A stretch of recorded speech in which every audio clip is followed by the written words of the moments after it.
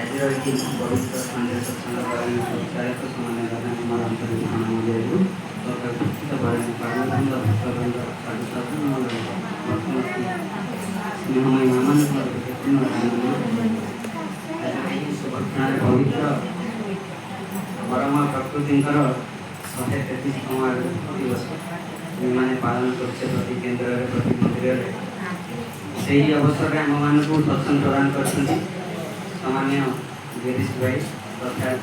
ସୁଭାଷିନୀ ମା ତାଙ୍କ ସାର୍ଭେ କଲ୍ୟାଣ କାମନା କରେ ସେ ଶାନ୍ତି ରୁଧିର ଅଧିକାରୀ ହୁଅନ୍ତୁ ଏମାନଙ୍କୁ ସାର୍ଥକ ସଫଳ ସୁନ୍ଦର କରି ଚଳନ୍ତୁ ଠାକୁରଙ୍କ ମଥାରେ ବହନ। ଖୁବ ସୁନ୍ଦର ଲାଗୁଥିଲା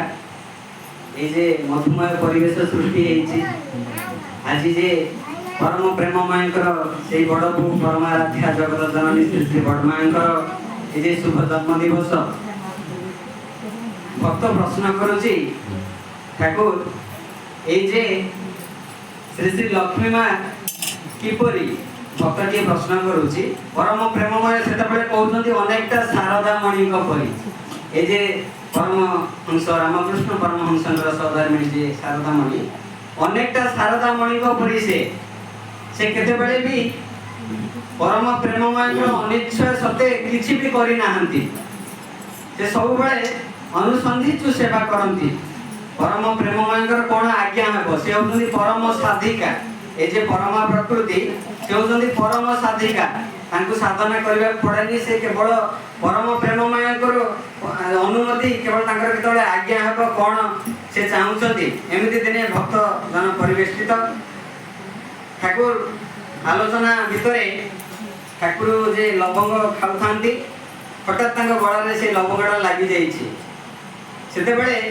ଭକ୍ତମାନେ ଜାଣିପାରୁନାହାନ୍ତି ଠାକୁର ଅସ୍ୱସ୍ତି ବୋଧ କରୁଛନ୍ତି କିନ୍ତୁ ପରମାରାଧ୍ୟା ଜଗତ ଜନନୀ ଶ୍ରୀ ଶ୍ରୀ ବଡ଼ମା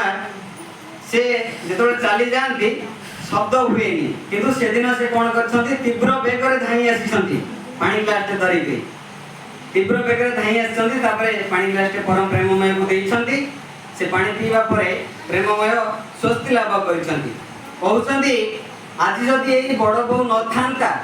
ମୋର ରଫା ଦଫା ହେଇଯାଇଥାନ୍ତା ତେବେ ସେ କହିବା ଆଗରୁ ସବୁ କାମ କରିଦେଇଥାନ୍ତି ସେଇ ପରମ ପ୍ରେମମୟଙ୍କର ବଡ଼ ବୋଉ ପରମାରାଧ୍ୟା ଜଗତ ଜନନୀ ଶ୍ରୀ ଶ୍ରୀ ବଡ଼ମା ସେ ସବୁବେଳେ ପରମ ପ୍ରେମମୟଙ୍କର ମନୋବୃତ୍ତି ଅନୁସାରିଣୀ ସ୍ତ୍ରୀ ହେଇଛନ୍ତି ସେ କେବଳ ଯେତେବେଳେ ପରମ ପ୍ରକୃତି ଆସିକି ଠାକୁରଙ୍କୁ ପ୍ରଶ୍ନ କରୁଛନ୍ତି ଠାକୁର ତୁମର ମୋର କେତେବେଳେ ମନାନ୍ତର ମତାନ୍ତର ହେଇଛି କି ସେତେବେଳେ ପ୍ରେମମୟ କହୁଛନ୍ତି ତୁମେ ଆଉ ମୁଁ ଏକ ଦୁଇ ଦେହ ଏକ ମନ ଏକ ପ୍ରାଣ ଏକ ଆତ୍ମା ଆଉ ଯେତେବେଳେ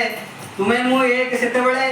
ଆଉ କେତେବେଳେ ମନାନ୍ତର ମତାନ୍ତର ହେବ ସବୁ ତ ଆମର ଏକ ତେବେ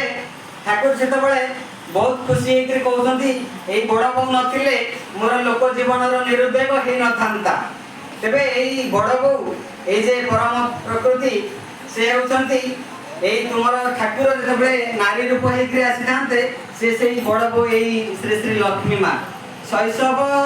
ବୟସ ହେଲା ଶେଷ କୈଶୋରରେ ପଦାର୍ପଣ ଶୈଶବ ବୟସ ହେଲା ଶେଷ କୈଶୋରରେ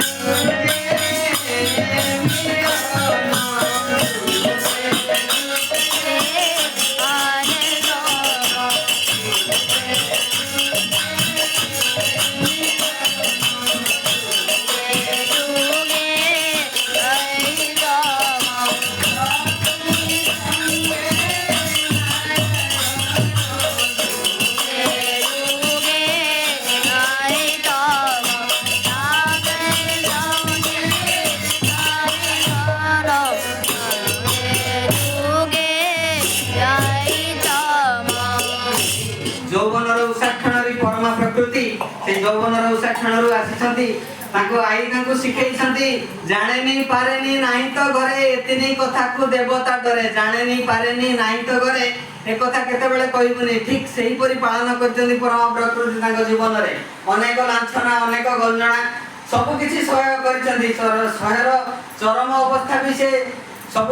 पार कर सारछंती सेही लक्ष्मी मा सेही परम प्रकृति आज तांकर स्मृति चारण करूछे 133तम जन्म ए जे शुभ दिवस सेही परम प्रकृति कहउछंती ठाकुर को छाड़ी की केही केबे गोटे मुहूर्त रुहना कारण तांकु ही नहीं कि आनंद उपभोग कर से परम प्रकृति कहउछंती नाम कर खूब करी नाम कर परम पिता को उपलब्धि करबा ही मनुष्य जीवन रो साधना इष्टक पई तुमर देह मन प्राण आत्मा सब किछि समर्पण कर देबा को हुए कहीं कि ना समर्पण करदेले मोर ए शरीरटा भितरे से परम पिता तुम तांकर कार्य करई नेबे से इष्टम पई सब किछि सर्वस्व त्याग करबा को पड़ी थाए ए जो असार कथा को त्याग करबा को पड़ी थाए आमे जे एक कथा जे जानिले परम प्रकृति जे सिखि के आसीथिले जानेनी पारेनी नाही तो करे ठीक सही परी हम मानकर पिला मानको सेमति सिखै देबा जे जेतबेले सासु घर को जाउची जोड़िए कथा सिखै देबा अपनी मुख करी चली जाउथी